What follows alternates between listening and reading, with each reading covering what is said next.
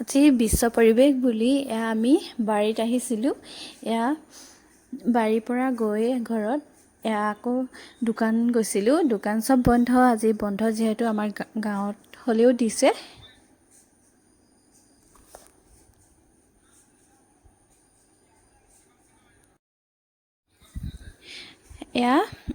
ঘৰত আহিলোঁ, একো নাপালোঁ, দোকান চব বন্ধ।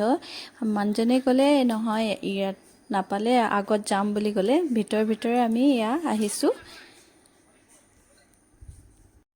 বতাহ ধুমুহা দিওঁতে ইমান ডাঙৰ ডাঙৰ গছবোৰ ভাঙিল, বেয়াই লাগিল দেখি। আমি পালোহি এতিয়া। আমি মাংস লৈ ল'লোঁ, পাই গ'লোঁ। ঘৰত আহি থাকোঁতে খুৰীয়ে ঘৰৰ ভাতকেৰেলা বিক্ৰী কৰিবলৈ থোৱা দেখি আমিও লৈ ল'লোঁ, লগতে ভোট জলকীয়াও লৈ ল'লোঁ। আজি ভিডিঅ'টো ইমানেই।